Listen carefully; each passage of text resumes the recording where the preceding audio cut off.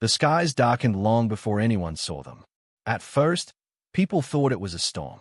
Clouds gathered too quickly, swallowing the sun in a matter of minutes. But this was no storm. This was something unnatural. Then, the shadows moved. Across cities, deserts, and oceans, people tilted their heads upward. The black shapes revealed themselves, vast alien ships sliding silently across the sky. Their hulls glowed with strange lights, their size so enormous that entire city skylines disappeared beneath their shadows. No sound of engines, no roar of thunder, just silence. A silence so heavy that it pressed on the chest of every man, woman, and child who dared to look. Government scrambled. In control rooms buried underground, generals barked orders into radios. Fighter jets screamed into the sky, circling the colossal crafts like gnats around giants. Civilian news networks filled with shaky camera footage, reporters speaking in voices that cracked with fear. The world demanded answers. Who were they? What did they want? Attempts were made, desperate, hopeful attempts. Across every language, every frequency, Earth sent out peaceful greetings.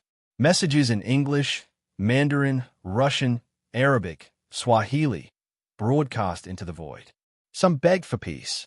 Some demanded identity. Others, in shaking voices, pleaded for mercy. No answer came. Then, the reply. Screens everywhere, from the biggest billboards in New York to the smallest phone in a farmer's hand, flickered. For a moment, static.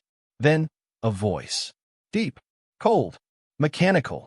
It was not a sound meant for human throats. You are weak. You are primitive. Surrender. The words echoed across the world. Not shouted. Not filled with emotion. Just a statement. A command. A reminder of who held power. Cities went silent. Cars halted in the streets. Crowds froze in plazas and living rooms, eyes locked on glowing screens. In that moment, humanity stood united, not in strength, but in fear. Soldiers tightened their grips on rifles. Commanders gave orders to prepare defenses.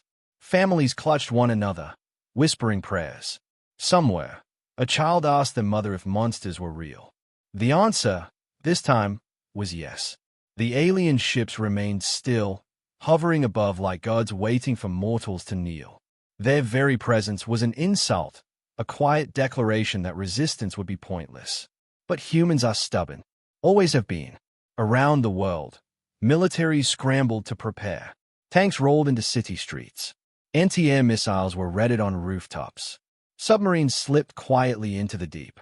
Every weapon humanity could muster pointed toward the skies, though deep down, commanders knew the truth. These were toys compared to the giants above. And yet, people fought the rising despair. They told themselves Earth had seen horrors before. Empires had fallen, wars had scarred generations, disasters had nearly ended civilizations. But humanity had always survived, always adapted, always fought back. Still, the question pressed on every mind. Could survival really be possible this time? In war rooms, scientists muttered grim calculations. No human weapon could match the scale of the technology overhead. Lasers brighter than the sun could be seen pulsing across the alien hulls. Energy fields shimmered like invisible armor. The invaders had not yet fired a single shot, but everyone knew they could end cities in seconds if they wished. Perhaps they were waiting, watching, testing how long humans would resist before breaking. Beneath the terror, another rumor stirred. Not in the open, not in the news, but whispered among certain circles. Among officers, among scientists, among leaders who knew of secrets locked away. A word passed from ear to ear, careful and cautious, guardian. No one dared say it loudly. No one dared confirm it was real. But those who had heard the stories knew what it meant. A weapon. Humanity's last resort. Something built long ago, tested once, then buried deep where no one could reach it. Even those who had seen glimpses of it spoke only in hushed tones. They said it was not a missile, not a bomb, not even a machine of human design. They said it was something different, something born from both human hands and something far older, far stranger. The fear was not only of the aliens above. The fear was also of what slept beneath. For decades, the weapon had remained silent, locked in steel and stone. The governments that created it had sworn never to wake it. They called it too dangerous, too unstable, too powerful to be used by human hands. And so, it was buried and forgotten. Until now, as the alien ships blotted out the sun, as the voice of conquest echoed through the air, some leaders began to think of it again. They whispered in hidden rooms, asking if the time had come. They debated, argued, and feared. But one thing was certain. If humanity could not win with rifles, tanks, or missiles, perhaps the weapon could turn the tide. The aliens believed Earth was primitive. They believed humans were nothing but children playing with sticks and stones. To them, this invasion was not war. It was extermination. But they did not know everything. They did not know of the secret buried in the dark. They did not know of the weapon that slept, waiting to awaken. The people of Earth feared the aliens. But if the weapon was unleashed, the universe itself might come to fear humanity. And so, the world stood at the edge of silence, breathless and uncertain. Above, the invaders waited for surrender. Below, in the deepest shadows of the earth, the weapon waited for release. The aliens called humans primitive. They were about to learn how wrong they were. The alien ships did not wait forever. Their silence had stretched for hours, like predators circling prey. The world watched and prayed that maybe, just maybe, the invaders would leave without bloodshed. But when the first beam fell, hope ended. It began in orbit. Satellites, humanity's eyes and ears, vanished in bursts of fire. Entire networks blinked out, leaving screens across the world filled with static. In control rooms, operators shouted as their boards went dark, one after another, until global communication broke apart.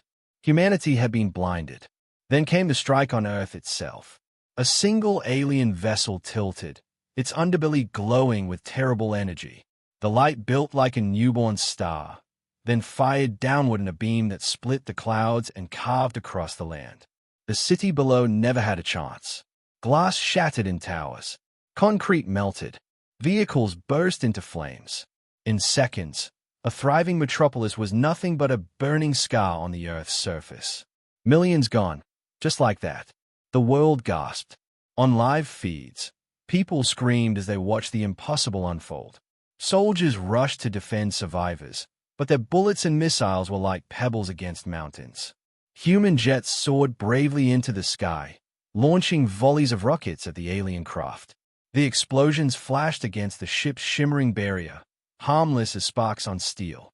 Inside the alien flagship, their commander observed calmly. His face, pale and angular, showed no emotion as the screens displayed human resistance. With a voice cold and certain, he spoke to his officers. These primitives fight with fire and stone. They do not understand what true war is. The alien crew laughed. The sound was sharp, mocking. To them, this was not a battle. It was a demonstration, a lesson in futility. But not all of them laughed. One officer stepped forward, his eyes narrowing as he watched human fighters throw themselves against impossible odds. "Commander," he said quietly, "they resist. Even in the face of annihilation, they do not flee." The commander dismissed him with a wave. They resist because they are ignorant. They believe courage can change destiny. Soon, they will learn courage is nothing without power. On Earth, the battle raged. Tanks rolled into city streets, firing round after round at the invaders. The shells burst against alien armor, leaving no mark. Anti-air missiles streaked through the sky, chasing alien fighters, only to explode harmlessly against invisible shields. Yet the soldiers did not stop. Even knowing the futility, they fought. A pilot, his plane burning, rammed his craft straight into the hull of an alien drone, destroying them both. A squad of Marines charged into the ruins, guiding civilians through the smoke even as alien beams cut the streets apart. The invaders had power, but the humans had will. And somewhere deep below the surface, in bunkers shielded from attack, generals spoke in urgent voices. Their maps showed cities falling, defenses crumbling. Every weapon humanity had was failing. One general slammed his fist against the table. We can't keep losing like this. At this rate, we'll be gone in days. Another, older and quieter, leaned forward. There is one option. The room went still. Eyes turned toward him. No one had dared say it out loud, but everyone knew what he meant. Project Guardian. For decades, the weapon had been locked away, its existence denied, erased from official records. Even those in power feared to speak of it. But now, with alien fire reducing cities to ash, fear gave way to desperation. Guardian was never tested for full deployment. One scientist protested. We don't know if it will even work, or if it will destroy us along with them. It doesn't matter, the general replied. His voice was like stone. If we do nothing, we lose everything. Guardian may be our only chance. Above them, the sky burned. Alien ships spread across continents, their weapons carving scars into the earth. Skyscrapers toppled like toys. Highways cracked and fell. Entire regions were blackened. Humanity's defenses faltered more with every passing hour. Still, ordinary people resisted in their own way. Families dug into shelters. Doctors worked in ruined hospitals, tending to the wounded under candlelight. Farmers drove tractors to blockade roads, refusing to abandon their land. Everywhere, small acts of defiance lit sparks in the dark. The aliens did not see it. To them, humans were already beaten. The commander of the fleet sent another broadcast to Earth, his voice echoing across every screen once again. You cannot win. Lay down your weapons. Accept your place as conquered. Your struggle is meaningless. But his message was met not with surrender, but silence. The humans had heard enough. Underground, in a mountain facility sealed with steel doors thicker than battleships, engineers moved quickly. They typed commands into terminals, checked ancient systems, and unlocked vaults that had not been touched in decades. Dust fell from the ceiling as machinery groaned awake. Lights flickered on, one after another, illuminating something vast, something sleeping. Its shape was hidden beneath layers of armor and cables, but the air itself seemed to hum with its power. The soldiers watching felt their skin crawl. None of them spoke. They all knew what this was. The Guardian. It was not a weapon like others. It was something different, something alive in its own way. Born from a mixture of human ingenuity and the alien crystal recovered long ago, it pulsed faintly, as if it had been waiting for this very moment. Above, the alien commander stared down at Earth with smug certainty. He believed the fight was nearly over, that soon humanity would bow. But deep below, the weapon stirred, and when it awoke, the galaxy would remember the day it had underestimated humanity. The first strike had been theirs. But the war was only beginning. Far from the burning cities and falling skies, deep in the mountains, a convoy of armored trucks raced along a narrow road. Their headlights cut through the darkness, bouncing across jagged cliffs. Soldiers sat inside, their faces grim, rifles clutched tightly in hands that trembled, not from weakness, but from the weight of what they carried. They were not running. They were being sent to wake something that had been buried for decades. The lead truck braked suddenly. Ahead stood a wall of reinforced steel, a hidden gate that blended with a mountainside. It had no markings, no insignia. To the untrained eye, it was nothing but rock. But when the driver held up his pass, a scanner flickered, and the mountain opened. The convoy disappeared into the dark. Inside, the soldiers stepped out into a massive underground tunnel. The air was cold and heavy, smelling of dust and oil. The deeper they went, the more they realized how vast the base truly was. This was not a simple bunker. It was a fortress hidden beneath the earth. At the end of the tunnel, steel doors towered over them, doors so thick that even the strongest bomb could not break through. Guards stood beside them, silent and tense. One officer approached the doors, placed his hand on a console, and spoke a single word. Authorization, Guardian. Alarms blared. Lights flickered red. Slowly, painfully, the massive doors began to part. Behind them was a chamber so large it seemed impossible it could exist underground. Towers of machinery stretched toward the ceiling. Pipes and wires ran along the walls like veins. The air hummed faintly with energy, and in the center of it all, it slept. The Guardian. At first, it seemed impossible to understand. It was not shaped like a tank, nor like a jet, nor like any weapon the soldiers had ever seen. It was vast, nearly the size of a skyscraper laid on its side. Its body was a fusion of steel and something else, something not of Earth. Its surface glowed faintly with streaks of blue light that pulsed like a heartbeat. One soldier whispered, unable to stop himself, "It's alive." The commander silenced him with a sharp glare. But deep down, even he felt it. The Guardian did not look like a machine built by human hands alone. It looked as though it had grown, assembled itself, piece by piece, guided by something beyond human understanding. Scientists in white coats hurried forward, brushing dust from old consoles. Their voices were tight with urgency as they began to bring the systems online. Screens that had been dark for decades flickered awake, glowing with alien symbols mixed with human code. "This is it," one of the scientists whispered. "The moment we swore would never come." Another adjusted her glasses, her face pale. "We don't know if it will even work. The energy readings, they're unstable. If it fails—" "It cannot fail," the commander cut in. His voice echoed in the chamber. "If it fails, humanity is finished. Turn it on." The scientist hesitated for only a moment longer. Then, hands moved across keyboards, switches were flipped, and the awakening began. The Guardian shuddered. Dust fell from its massive frame as its lights brightened.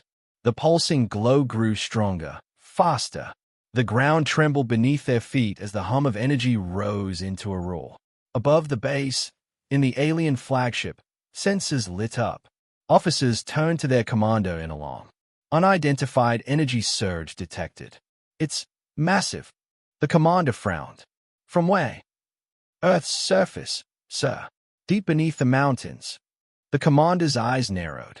Primitive weapons do not produce readings like that. For the first time, doubt flickered across his face. Back in the chamber, the Guardian systems came online one by one. Shields, weapons, power cores, and finally, its heart, the alien crystal recovered from the moon decades ago. The crystal floated at the center of the machine, suspended by invisible energy. Its light was pure, blinding, almost alive. The soldiers shielded their eyes as the crystal pulsed, each beat stronger than the last. The Guardian was awake. But awakening was not the same as control. The base shook violently as the Guardian let out a low, thunderous sound, something between a machine's roar and a living creature's growl. Consoles sparked, alarms blared, and scientists shouted over the chaos. "It's drawing too much power. Stabilize it, now." "We can't. Look at those readings." The commander grabbed a trembling officer by the shoulder. "Can it fight?" The officer swallowed hard. "If we can guide it, yes. But it's never been tested in combat. We don't even know if we can control it. Then we learn." Above, the alien fleet adjusted their formations. For the first time, the invaders were uncertain. They had dismissed humanity as primitive, but the energy signature rising from the mountains told a different story. The officer who had warned against underestimating humans spoke again. "Commander, perhaps." "Silence," the alien commander snapped, but his hand tightened on the armrest of his throne. He was no longer laughing. On oath, the Guardian's light surged. The ground trembled harder, cracks splitting across the chamber floor. The soldiers stood their ground, rifles in hand, though they knew their weapons were meaningless here. The Guardian was awake. Its eyes, two massive glowing orbs, lit for the first time. They scanned the chamber, passing over the humans like a predator deciding whether to recognize them as allies or prey. Everyone held their breath. Finally, the lights settled, focusing upward, through layers of stone and steel, toward the sky, toward the invaders. The Guardian had chosen its enemy. The soldiers exhaled in relief. The scientists exchanged nervous glances. The commander gave a single, sharp nod. "Prepare it for combat." The alien commander leaned forward in his chair, watching the rising energy spike on his screens. His voice was low, almost a whisper. "What have these humans done?" The answer was simple. They had awakened the one weapon the universe should have left sleeping. High above Earth, the alien fleet floated like a wall of steel and fire. Their ships cast shadows across entire continents, blotting out the light as if the world itself had been claimed. From orbit, the planet looked helpless, its defenses scattered, its people broken, its cities burning. Inside the flagship, the alien commander stood before a vast screen that displayed Earth below. His tall frame was wrapped in armor that shimmered faintly, but his expression was calm, almost bored. Around him, his officers moved with practiced precision, monitoring human resistance and reporting the same news again and again. Eastern defenses have collapsed. Their air forces are destroyed. Western forces are retreating. Casualties, catastrophic. Global communication networks remain crippled. Each report was followed by a wave of laughter from the bridge crew. Sharp, cruel, humorless laughter. The commander raised one long hand and the room fell silent. His voice carried across the chamber, steady and cold. Do you see, my soldiers? This is the truth of the galaxy. The strong dominate, and the weak kneel. Humanity thought themselves advanced, but they are children playing with toys. They are insects. The officers nodded, their mouths twisted into sneers. One leaned forward, his eyes gleaming. Commander, why do we not finish it now? We could reduce the entire planet to ash in a matter of hours. Why waste time? The commander's lips curved into a thin smile. Because conquest is not only destruction, it is instruction. Every world we conquer must serve as a lesson to others. If we burn them too quickly, their suffering is forgotten. But if we break them piece by piece, their fear spreads across the stars. The bridge erupted in approval. To them, it was strategy, not cruelty. But one voice cut through the noise. It belonged to the officer who had spoken earlier, the one who had noticed humanity's refusal to surrender. His face was tense as he stepped forward. Commander, forgive me, but I must speak plainly. These humans are different. The laughter stopped. The bridge crew turned, their eyes narrowing at him. The commander tilted his head slowly. Different. The officer swallowed but held his ground. Yes, Commander. They resist. Even now, with their armies shattered, they refuse to kneel. They do not beg. They do not flee. They fight knowing they cannot win. That is unusual. The commander stared at him for a long moment, then chuckled softly. Unusual? No. Predictable. The weak always cling to hope when they face the strong. But hope is a disease, and diseases must be purged. The others laughed again, but the officer's unease did not fade. He glanced at the energy readings still flashing on his console, the strange surge from the mountains. It was not natural. It was not primitive. And yet, no one else seemed to care. Commander, he pressed, I must also report the anomaly detected below the surface. It is unlike anything we have encountered from these humans before. We cannot ignore it. The commander's smile vanished. His voice cut through the chamber like a blade. You question me. The officer stiffened. No, Commander. You dare to suggest these primitives have a weapon capable of threatening us. The commander's voice grew louder, filled with venom. Do you believe they, with their bullets and iron, could craft something to rival our empire's technology? The officer hesitated, and that hesitation was his mistake. The commander raised a hand. In an instant, a beam of crackling energy shot from a device on his wrist. The officer cried out, his body convulsing before collapsing to the floor. The smell of scorched flesh filled the chamber. The crew returned to silence. No one moved. No one breathed. The commander lowered his hand, his expression calm once more. Let this be a reminder. Doubt is poison, and those who spread poison are raised. Humanity has no secret weapon. Humanity has nothing. He turned back to the screen, watching as another human city was reduced to rubble. His smile returned, cruel and certain. By the end of this cycle, their world will burn. And when the galaxy sees the ashes, none will dare oppose us. On oath, the people did not hear his words, but they felt the consequences. Entire neighborhoods vanished beneath alien fire. Highways became rivers of flame. The night sky glowed red, not from the setting sun, but from the infernos that consumed their homes. And yet, even as despair spread, so too did defiance. In the ruins of one city, firefighters dragged survivors from rubble while alien drones hovered overhead. In another, children carried water to soldiers holding a barricade that could not last. Across the globe, ordinary people clung to life, refusing to give the invaders the satisfaction of surrender. The aliens mocked them as insects. But insects survive.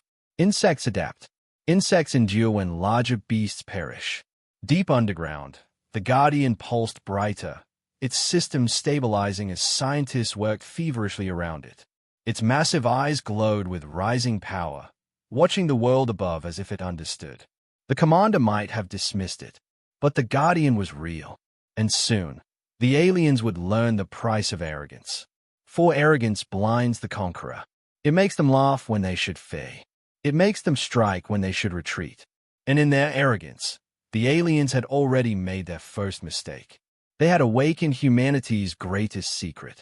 The alien fleet circled Earth like vultures above a dying beast. Their black ships hung in the upper atmosphere, their massive silhouettes casting shadows across oceans and continents. Humanity's blue planet looked fragile beneath them, its surface scarred with fresh burns, its cities glowing like embers. Inside the flagship, the commander stood before a great viewing screen. His posture was relaxed, hands folded behind his back, as though he were not leading a war but watching a performance. All across this world, resistance collapses, one officer reported. Their militaries are broken, their communications crippled, their cities burning. The commander's lips curled into a thin smile. As expected, primitive life resists like a cornered animal. Fierce for a moment, but futile in the end. The bridge crew laughed, their sharp voices filling the chamber. They looked at one another with sneers of amusement, trading cruel jokes at humanity's expense. Stone throwers, fire worshippers, cave dwellers with metal skins. Each insult brought another ripple of laughter. The commander raised one hand and silence fell. He spoke slowly, his voice echoing with cold authority. Do not mistake their bravery for strength. Weakness often hides behind desperate noise. But desperation will not save them. It will only delay their fall. His words echoed through the chamber, feeding the arrogance that pulsed like a heartbeat among his officers. They saw Earth as conquered already, its people nothing but resources to be harvested, its land another mark of victory for their empire. But not all shared in the laughter. One officer remained still, his eyes fixed on the data streaming across his console. His fingers twitched as he scrolled through the readings. Energy surges. Strange fluctuations. Something wrong. Finally, he stepped forward. His voice was quiet, careful. Commander, with respect, there is an anomaly. The laughter stopped. All eyes turned toward him. Anomaly, the commander repeated. Yes, Commander. In the mountains of the northern continent, our sensors detected an energy spike. Not natural, not consistent with their primitive weapons. Something else. A murmur rippled through the bridge. The officer held his ground, though his shoulders tightened under the commander's gaze. They resist with bullets and fire, the commander said, voice dripping with disdain. And you suggest they possess a weapon beyond their capacity. The officer hesitated. Commander, I cannot explain the readings, but I advise caution. These humans. Caution. The commander's voice thundered across the chamber. You dare insult our supremacy by suggesting these primitives hold secrets that rival our empire, that they, who have barely touched the stars, could create something to challenge us. The officer opened his mouth to answer, but he never had the chance. The commander's hand flicked, and a burst of energy shot from the device on his wrist. The officer screamed as his body convulsed, then collapsed to the floor, smoke rising from his armor. The bridge crew froze. No one moved. No one breathed. The commander looked down at the body, then back to his officers. His expression was calm again, his tone almost casual. Let this be remembered. Doubt is weakness, and weakness has no place in this fleet. The silence lasted only a moment before the laughter returned, sharper now, tinged with fear. The commander allowed it, turning his attention back to Earth. Begin preparations for their final surrender. We will not destroy their world yet. They must kneel first. Let them taste hopelessness before we consume them. Yes, Commander, his officers chorused. Below, the war raged on. Alien beams carved through skyscrapers. Drones swept streets, hunting survivors. Tanks and jets were reduced to twisted metal, while soldiers fought on foot with rifles that barely scratched alien shields. But through the smoke and ruin, humans still resisted. In a shattered city, a squad carried wounded children across burning streets, refusing to abandon them. In another, an injured pilot crawled from his wrecked jet and fired his last pistol rounds into the sky, defiance burning in his eyes. To the aliens, these acts were laughable. To the humans, they were proof. Proof that even when death was certain, surrender was not. And deep below the surface, in a mountain fortress hidden from alien eyes, the Guardian stood. Its crystal heart pulsed brighter, its vast frame humming with life as scientists worked frantically to stabilize its systems. Soldiers watched in silence, their faces pale but resolute. The aliens above mocked humanity as insects. But insects were survivors. Insects endured. And when pressed too hard, insects swarmed, biting and stinging until giants fell. The commander could not see it. He would not believe it. His arrogance was too strong, his vision too narrow. But arrogance blinds even the mightiest conqueror. And already, his pride was leading him toward a mistake he could not undo. Because somewhere, in the heart of the earth, a sleeping power was waking. And when it opened its eyes, the galaxy itself would tremble. The mountain shook. Deep beneath the stone and steel, alarms wailed as the Guardian's chamber came alive. Lights flickered across the walls, consoles glowed, and the very air seemed to hum with an energy that no human could explain. Soldiers gripped their rifles tighter, though they knew guns meant nothing down here. Scientists ran from station to station, shouting numbers, warnings, and frantic commands. And in the center of it all, the Guardian stirred. The colossal machine was no longer silent. Its body trembled, dust falling from its armored frame as glowing lines crawled across its surface like rivers of fire. Its crystal heart pulsed faster and brighter, casting the chamber in an eerie blue light that made shadows dance across the walls. A scientist adjusted her headset, her voice breaking as she reported to the commander.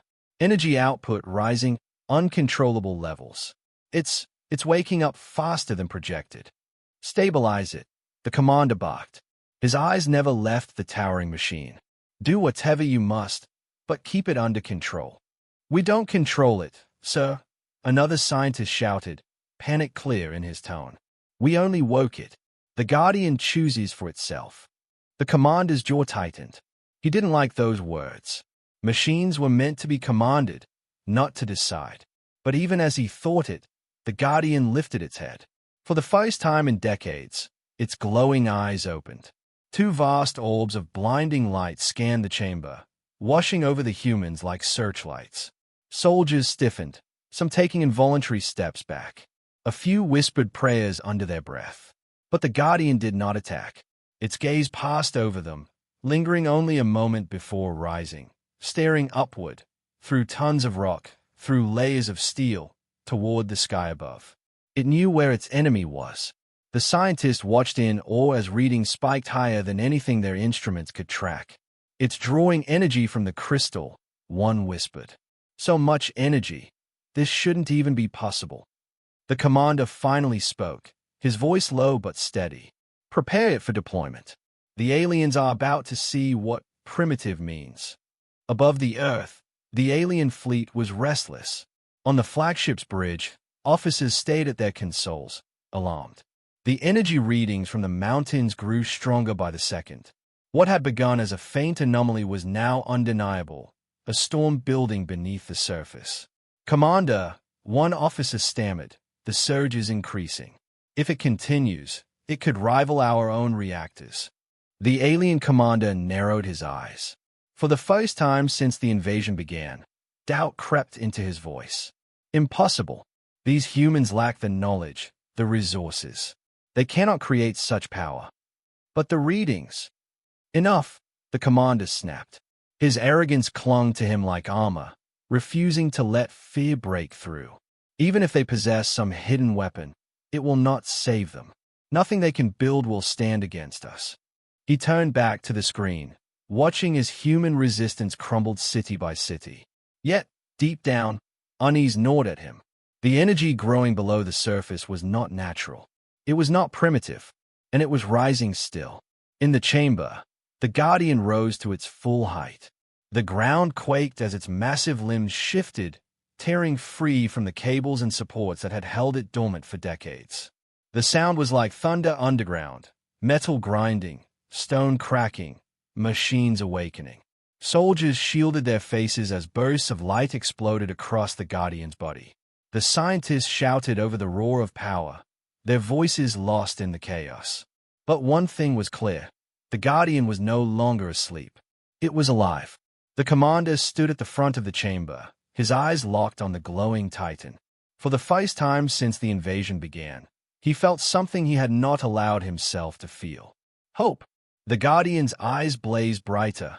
Then a voice, not human, not alien, filled the chamber. It was not sound but vibration, pulsing directly into the bones of those who stood before it. Target acquired. The soldiers looked at one another, their mouths dry. The scientists froze, staring up at the impossible machine. What did it say? One whispered. The Guardian's gaze remained locked upward, toward the alien fleet. Its crystal heart pulsed once more, then began to charge. The glow intensified, filling the chamber with blinding light. Energy spike off the charts, a scientist cried. It's preparing to fire. The commander's voice cut through the panic. Then let it fire. Above, the alien fleet shuddered as alarms blared across the flagship. Officers shouted, their voices frantic now. Unprecedented energy levels detected. It's building to a release. Shields at maximum. Prepare for impact. The alien commander clenched his fists, rage and disbelief fighting in his chest. No, it cannot be. These creatures are primitives. They cannot harness such power. But his words faltered as the Guardian broke through the mountain. The earth split open. Stone and soil erupted skyward as the Guardian rose, climbing from its tomb like a titan from legend. Its body glowed with streams of energy, its crystal heart blazing like a star. The shockwave flattened trees, shattered rocks, and sent birds fleeing in terrified swarms. And then it stood. For the first time, the Guardian gazed directly at the alien fleet, its massive frame towering above the mountains, its eyes burning with fury not its own but borrowed from humanity itself. The soldiers in the chamber, watching from below, could barely breathe.